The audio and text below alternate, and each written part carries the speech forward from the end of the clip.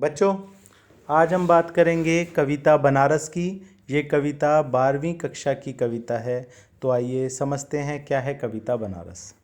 कविता में कवि बताता है कि वैसे तो वर्षा ऋतु पूरे देश में ही मनमोहक होती है, लेकिन जब ये बनारस में आती है तो इसकी छटा जो है अलग ही देखने को मिलती है।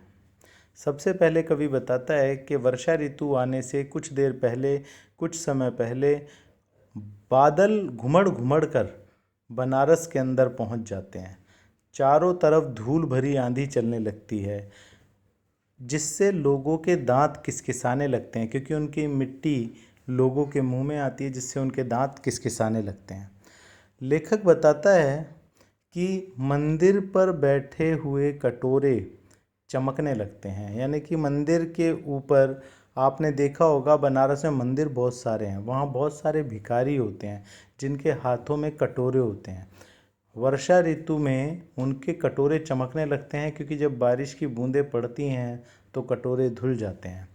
और बंदर थोड़े चिड़चिड़े हो जाते हैं, क्योंकि वर्षा का पानी बंदरों को अच्छा नहीं लगता। तो लेखक ने शुरुआत में बनारस में वर्षा ऋतु के आगमन को बहुत ही अच्छे और सुंदर तरीके से बताया है।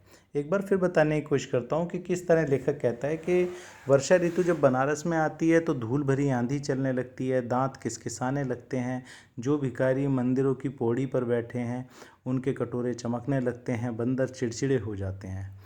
इसके बाद लेखक बताता है कि बनारस जो है वो हिंदुओं के लिए ही पूजनीय स्थल नहीं है, वहाँ मुस्लिम और मस्जिदें भी बड़ी संख्या में हैं। जिस तरह शरीर को जलाना बनारस में अंतिम संस्कार करना बहुत शुभ माना जाता है, बहुत अच्छा माना जाता है, उसी तरह वहाँ पर मुस्लिमों में शवों को दफनाना भी शुभ माना जाता है।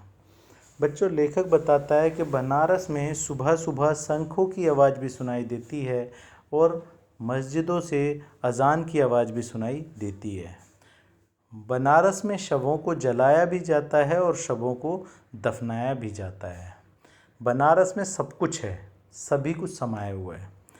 लेखक कहता है अगली पंक्तियों में कि बनारस को देखकर ऐसा प्रतीत होता है कि कोई ऋषि एक पैर पर खड़ा होकर तपस्या कर रहा हो और दूसरा पैर बेखबर हो। बच्चों, इसका मतलब यह है, लेखक कहना चाहता है कि आज बनारस में बहुत सारे मॉल, बहुत सारी दुकानें खुल गई हैं। अब बनारस में रहने वाले बच्चे थोड़े आधुनिक हो गए हैं, वो पश्चिमी सभ्यता से जुड़े कपड़ों को पहनने लगे हैं। लेकिन आज भी इतने बदलावों के बाद भी बनारस के कुछ लोग हैं जो बनारस की संस्कृति को बचाए हुए हैं। आज भी कुछ लोग हैं जो गंगा घाट की आरती में शामिल होते हैं। आज भी कुछ लोग हैं जो सुबह सुबह मंदिरों में जाते हैं, भगवान की पूजा अर्चना करते हैं और आधुनिकता से नहीं ढके हैं। तो आधा बनारस भले ही आधुनिक हो गया हो, पर आधा बनारस आज भी अपनी संस्कृति को बचाए हुए है। यही है बनारस की सबसे विशैली, सबसे विशेष कला। यही बनारस की सबसे अच्छी कला है, यही बनारस की खूबसूरती है। तो बच्चों, कविता थी बनारस। मिलेंगे अगली कविता के साथ।